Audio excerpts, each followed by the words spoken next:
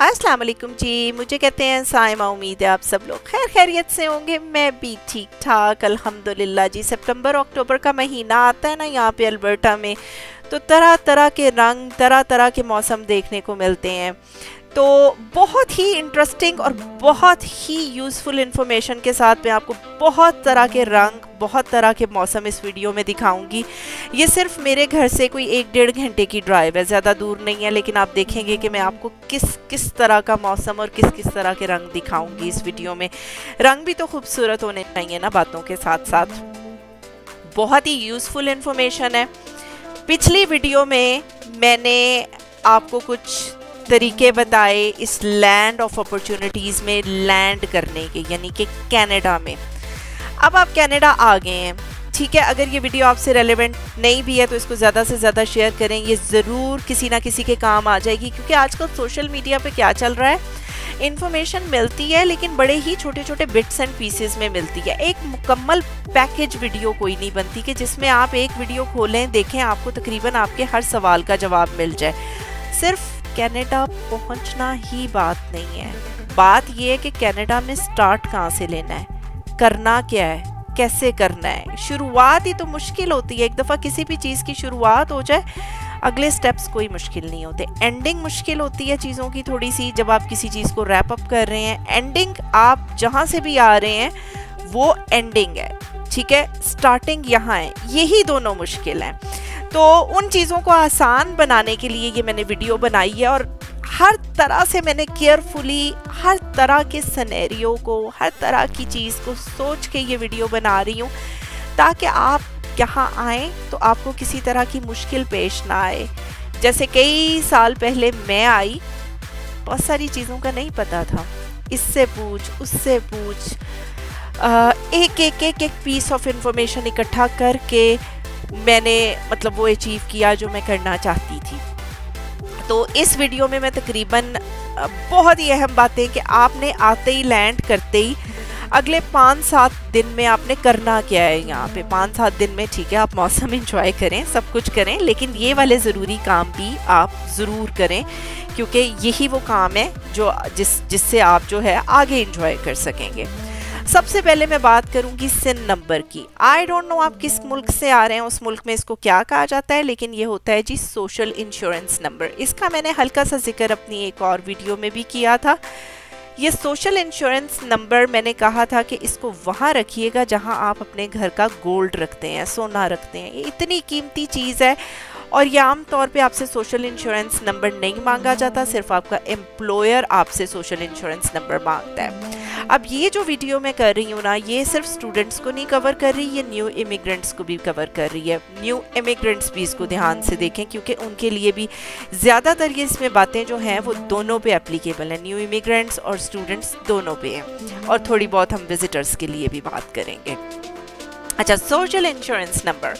Social insurance number आपको आते ही यहाँ पे ले लेना है। उसकी वजह यह है कि आपको आते ही अगर जॉब मिलती है ना, सोशल इंश्योरेंस नंबर हाथ में नहीं है ना, तो आप जॉब ज्वाइन नहीं कर सकते। सिर्फ 2-3 दिन का वेटिंग टाइम होता है बीच में।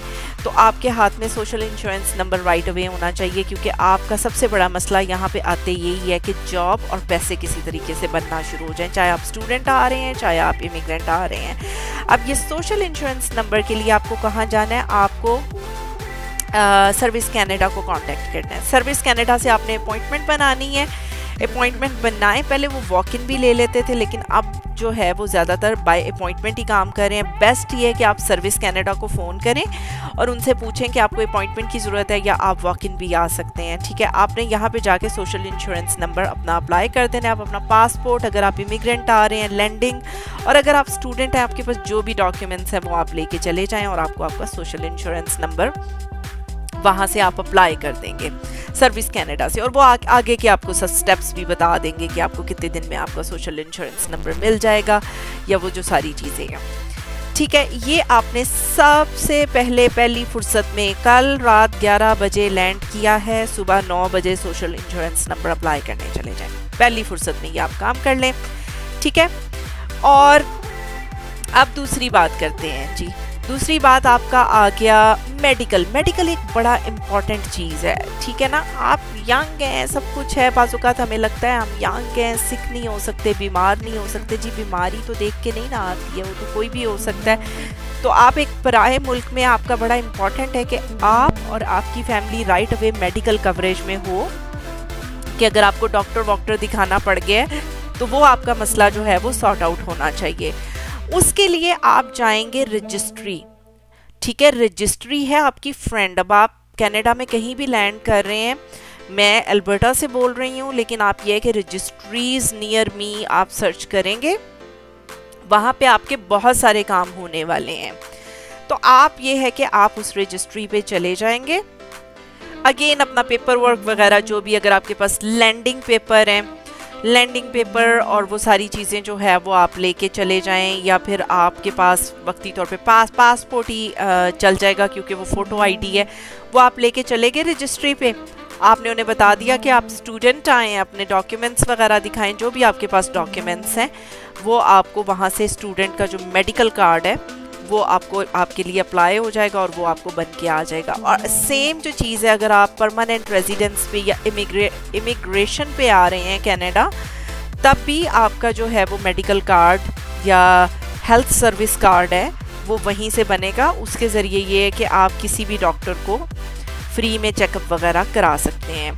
मेडिसिन्स वगैरह जो हैं, अगर आपके पास इंश्योरेंस नहीं है, जो कि आमतौर पे जॉब्स वगैरह में मिलती हैं, मतलब अगर आप इमिग्रेंट आए, आपको परमानेंट जॉब मिल गई, जैसे आप मिडल ईस्ट वगैरह से आ रहे हैं, आपको आते ही यहाँ पे ज़्यादा जॉब का इशू नहीं हुआ, राइट अवे मिल गई है आपको जॉब, तो उसमें इंश्योरेंस वगैरह एम्प्लॉयर्स ऑफ़र करते हैं। प्राइवेट इंश्योरेंसेस भी होती हैं, तो उसमें मेडिसिन्स वगैरह जो है इंश्योरेंस के थ्रू कवर हो जाती हैं। और इसके अलावा एक गवर्नमेंट जो है ना वो मेडिकल कार्ड्स भी होते हैं, उस पर भी to some extent medicines cover होती हैं। तो ये है कि इंश्योरेंस वगैरह अगर नहीं है, या और कोई आपके पास गवर्नमेंट कार्ड्स या इस तरह से नहीं है, तो फिर ये मेडिसिन्स जो होती हैं टिपिकली आउट ऑफ पॉकेट होती हैं। अब इसके बाद आ गया जी लाइसेंस का मसला। अब आप इमिग्रेंट आए हैं या आप स्टूडेंट आए हैं, या इसमें थोड़ा सा मैं विजिटर्स की भी बात करूँगी। लाइसेंस के कुछ चंद एक तरीके हैं। बहुत ज़रूरी है कि अगर आप हस्बैंड वाइफ आ रहे हैं तो कोशिश करें कि दोनों के पास, जहाँ से भी आ रहे हैं वहाँ का लाइसेंस हो, और उसके साथ आप लोगों के पास इंटरनेशनल लाइसेंस भी हो। इंटरनेशनल ड्राइविंग लाइसेंस जो होता है, ये दोनों होने चाहिए। अगर तो अब मैं स्टूडेंट्स की बात करती हूँ, अगर तो आप स्टूडेंट हैं ना और आपका 4 साल की डिग्री है, आप 4 साल इंटरनेशनल उस पर इंटरनेशनल ड्राइविंग लाइसेंस, और आपके पास जिस कंट्री से आप ड्राइवर हैं तो वो दोनों कार्ड्स आपके पास हर वक्त होने चाहिए ड्राइव करने के लिए। तो आप अपना सारा स्टूडेंट लाइफ जो है वो उन 2 कार्ड्स पे यहाँ ड्राइव कर सकते हैं। आपको यहाँ पे आके लाइसेंस अप्लाई करने की ज़रूरत नहीं है। लेकिन अगर आप अप्लाई करना चाहते हैं, आप अप्लाई कर भी सकते हैं। फ़र्ज़ करें आपका 1 साल पुराना लाइसेंस है, आप उसको सरेंडर कर देंगे, उसको दे देंगे, आप रिटन टेस्ट देंगे। रिटन अगर 1 साल पुराना है तो आपको वेटिंग पीरियड बिल्कुल नहीं है, आप राइट अवे जो है ड्राइविंग टेस्ट दे के अपना वो उस कंट्री का लाइसेंस सरेंडर करके लाइसेंस ले सकते हैं। और यही तरीका इमिग्रेंट्स के लिए। अगर तो 1 साल पुराना है, राइट अवे आप रिटन टेस्ट देंगे, फ़ौरन आप रोड टेस्ट दे देंगे, तो आप अपना वो लाइसेंस अपने ओरिजिन कंट्री से सरेंडर करके तो आप जो है यहाँ का लाइसेंस ले सकते हैं। लेकिन स्टूडेंट्स के लिए थोड़ी सी एक्सेप्शन है कि वो इंटरनेशनल ड्राइविंग लाइसेंस पे इवन अपनी पूरा जितनी देर का डिग्री प्रोग्राम है उतनी देर उस पर ड्राइव कर सकते हैं। दोनों लाइसेंस होने चाहिए।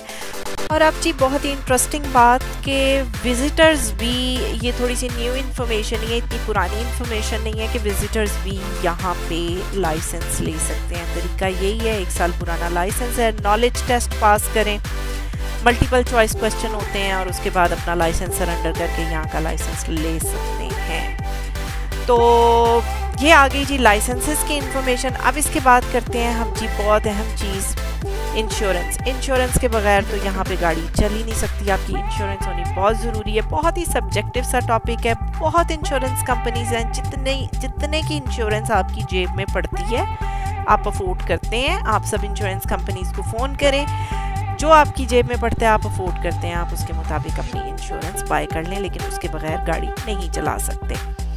अब बात करते हैं जी पैसों की बड़ी अहम बात, जाहिर है आप आ रहे हैं, आप अपने साथ पैसा लेके आ रहे हैं, आपको अपने पैसे की सिक्योरिटी भी चाहिए, उसको कहीं रखना भी है। बैंक अकाउंट, ठीक है, बैंक अकाउंट बहुत इंपॉर्टेंट डिटेल है जो आपको कवर करनी है। मतलब ये सारे काम जो हैं ये आपने अपने पहले 5 दिनों में यहाँ पे एक एक करके कर लेने, और मैं आपको बता भी रही हूँ कि किस काम के लिए आपने कहाँ जाना है।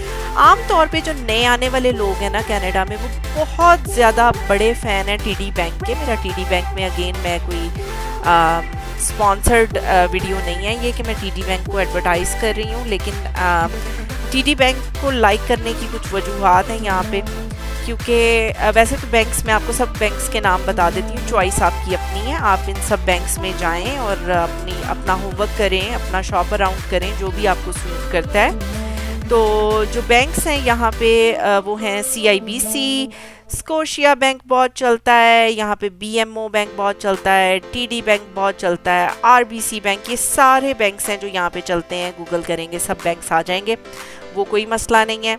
लेकिन आमतौर पे न्यू इमिग्रेंट्स या न्यू कमर्स TD में इसलिए ज़रा ज़्यादा जाते हैं कि फ़ीस वगैरह नहीं होती मंथली, लेकिन फिर भी आपका अपना होमवर्क बहुत ज़रूरी है। आप इन सब बैंक्स में जाना नहीं चाहते, फ़ोन हमारे पास है, किसी वजह से है, फ़ोन करें और उनसे आप इंफॉर्मेशन लें कि मैं इस वीज़ा पे यहाँ पे हूँ और बैंक खुलवाना चाह रहा हूँ, मंथली फ़ीस वगैरह क्या है, ताकि आपको एक बेसिक आइडिया हो जाए। फिर आप उस बैंक में जाएं जहाँ पे जाके आपने अकाउंट खुलवाना है। लाइन अप में जाएंगे, फ़ौरन आपको अपॉइंटमेंट मिल जाएगी, आप अंदर जाएंगे, आपका अकाउंट जो है वो फ़ौरन खुल जाएगा। अब बात करते हैं जी एक और इंतहाई अहम चीज़ की, ये जो कि आपके पहले 5 दिन में नहीं होगी, लेकिन तकरीबन उन्हीं दिनों में होगी भी, समझ लें। Credit card. क्रेडिट कार्ड आपको, अगर आप न्यू कमर हैं, ऐसे राइट अवे स्टूडेंट है या इमिग्रेंट है, राइट अवे यूँ क्रेडिट कार्ड नहीं मिलेगा, क्योंकि आप एक अनजान मुल्क में हैं जहाँ पे आपकी कोई क्रेडिट हिस्ट्री नहीं बनी हुई, और उस हिस्ट्री को बनाना इंतहाई अहम है। आगे यहाँ पे गाड़ी लेनी है, घर लेना है, कुछ भी करना है, आपका क्रेडिट हर जगह यहाँ पे रन किया जाता है देखने के लिए कि आप कितनी लेजिटिमेट हैं। मतलब वो चीज़ चेक करने के लिए आपका क्रेडिट यहाँ पे होना बहुत ज़रूरी है। तो आपको बैंक क्या ऑफ़र देता है, बैंक आपको एक क्रेडिट कार्ड दे देता है कुछ सिक्योरिटी डिपॉजिट के साथ, और फिर वो आपकी जो ट्रांजैक्शंस हैं, आपका क्रेडिट कार्ड को यूज़ करने का तरीका, आप टाइम पे वो बिल पे करते हैं या नहीं, वो सारा पैटर्न आपका देखते हैं। इस तरह से ये कि आपका आहिस्ता आहिस्ता क्रेडिट बनना शुरू हो जाता है, ठीक है। तो वो चीज़ आप जब बैंक जाएं तो ज़रूर बैंक से फाइंड आउट करें कि मैंने यहाँ पे क्रेडिट कार्ड कैसे अप्लाई करना है, क्योंकि आपको क्रेडिट कार्ड चाहिए, लाजमी चाहिए, चाहे कुछ सिक्योरिटी डिपॉजिट रखवा के या जो भी। हर बैंक की अपनी पॉलिसीज़ हैं, अपने ऑप्शंस हैं, वो आपको हर तरह के ऑप्शंस जो हैं उसमें देंगे। तो वो ये ज़रूर फाइंड आउट करें, क्योंकि आपको वो चाहिए, चाहे आप स्टूडेंट हैं, चाहे आप इमिग्रेंट हैं। तो ये आपके हो गए जी बैंक के मामलात हल। तो इसके अलावा मैं आपको थोड़ा सा बताती हूँ जी आपके राइट्स के बारे में, कि आपके यहाँ पे हकूक़ वगैरह जिसे कहते हैं क्या है। अब आप टोरंटो आ रहे हैं, ओंटारियो आ रहे हैं, अल्बर्टा, किस प्रोविंस में आ रहे हैं, सस्केचुअन, ये जाहिर सी बात है ये प्रोविंस टू प्रोविंस वेरी करता है। मैं अल्बर्टा से बोल रही हूँ, लेकिन गिव और टेक सारे जो प्रोविंसेस हैं उनमें चीज़ें बहुत मिलती जुलती होती हैं।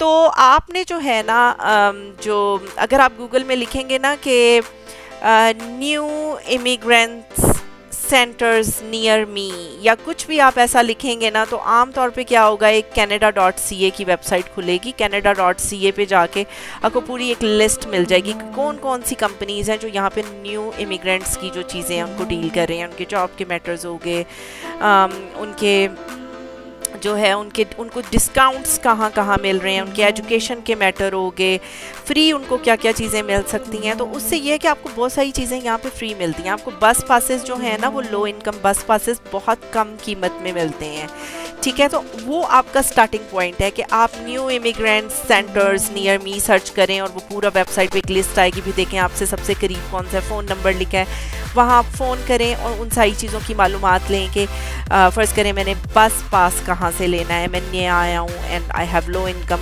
बस पास को वो आपको बताएंगे। इसके अलावा बहुत सारी ये जो लीजर सेंटर्स होते हैं, जैसे रिक्रिएशन सेंटर्स वगैरह हो गए या पार्क्स हो गए, ज़ू हो गया, इस तरह की चीज़ें। ज़ाहिर है आप फैमिली के साथ आ रहे हैं, बच्चों को कोई सज़ा तो नहीं ना देनी है काले पानी की, घर में बंद रह के वो बंद रहें। वो कनाडा आ रहे हैं, आप बच्चे आएंगे, बड़े एक्साइटेड आएंगे, कनाडा देखना चाहेंगे, ठीक है ना। तो उनका तो पूरा हक है ना हर तरह की इंजॉयमेंट पे छोटे बच्चों का।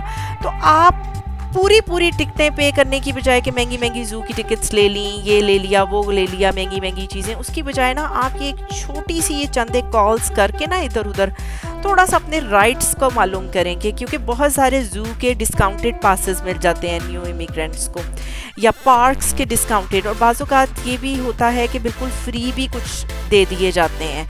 तो ये सारी अपनी ऑप्शंस का ना शॉप अराउंड करें। मेरा तो ये मानना है कि अगर आपको कनाडा में आए 2 साल हुए हैं ना, मेरे ख्याल में, ये मैं इसको ऑफिशियल क्राइटेरिया ना समझिएगा कि 2 साल तक आप न्यू इमिग्रेंट कंसीडर होते हैं, इसके बाद आप पुराने हो जाते हैं। मेरे ख्याल में आपको हर चीज़ के बारे में, छोटी छोटी चीज़ों के बारे में मालूमात ना, न्यू इमिग्रेंट सेंटर्स जो बने हुए हैं ना उनके साथ कनेक्टेड रहना चाहिए। बहुत ज़्यादा वहाँ से आपको नॉलेज मिल सकती है चीज़ों के बारे में, और आप ये कि किसी भी चीज़ में लॉस्ट होने के आपके चांसेस बड़े कम होते हैं, ठीक है। तो ये हो गया। इसके अलावा मैं थोड़ा सा स्टेप बैक लूँगी जनाब, कि आप जब आ रहे हैं ना किसी भी मुल्क से, कोशिश करें कि आप अपनी रेजिडेंस यहाँ पे फाइंड करके आएँ एडवांस में। आप रेंट पे ले रहे हैं, एयरबीएनबी ज़रा महंगा पड़ता है, वो होटल की तरह ही होता है, सब कुछ उसमें होता है, घर होता है पूरा, लेकिन वो ज़रा महंगा। चंद दिन के लिए तो आप कर सकते हैं, लेकिन परमानेंट में आपको कोई बेसमेंट अपार्टमेंट कुछ चाहिए। रेंट फास्टर के नाम से वेबसाइट है, उस पे जाएं। एक कजीजी लोकल छोटी सी वेबसाइट है कजीजी, उस पे जाएं, ठीक है, वो बहुत यहाँ चलती है। या फिर फेसबुक मार्केट प्लेस, उस पे जाएं, उन पे प्रॉपर्टीज़ लिस्टेड होती हैं। कोशिश करें कि आप अपनी प्रॉपर्टी और अपने रहने का इंतज़ाम जो है वो वहाँ से ही करके आएँ। और अगर आप एज अ स्टूडेंट आ रहे हैं, तो अगर आप किसी कंसल्टेंट के थ्रू आ रहे हैं, ज़ाहिर है कंसल्टेंट्स पहले बहुत स्टूडेंट्स भेज चुके हैं, तो कोशिश करें कि आप कोई ना कोई कनेक्शन बना के आएँ, ताकि आपके कोई फ्रेंड्स कोई इस तरह से ऑलरेडी कोई कनेक्शंस हों। और आपको आमतौर पे स्टूडेंट्स जो हैं वो शेयरिंग में कमरे वगैरह लेते हैं, तो अपनी रेजिडेंस जो है उसका इंतज़ाम करके आएँ। इसके साथ ही मैं आपको बता दूं कि मैं कोई कंसल्टेंट नहीं हूँ, कोई लॉयर नहीं हूँ, कोई लीगल एडवाइज़र नहीं हूँ, फाइनेंशियल एडवाइज़र नहीं हूँ, किसी गवर्नमेंट बॉडी से मेरा ताल्लुक़ नहीं है। आम सी कनाडा में रहने वाली कैनेडियन सिटीज़न हूँ, अपने एक्सपीरियंस से चीज़ें आपसे शेयर कर रही हूँ। वीडियो अच्छी लगी है तो वीडियो को लाइक कर दें, ज़्यादा से ज़्यादा शेयर कर दें। चलो कनाडा को सब्सक्राइब करके मुझे इंस्टाग्राम पे भी फॉलो कर लें। दुआओं में याद रखिएगा। अल्लाह हाफ़िज़।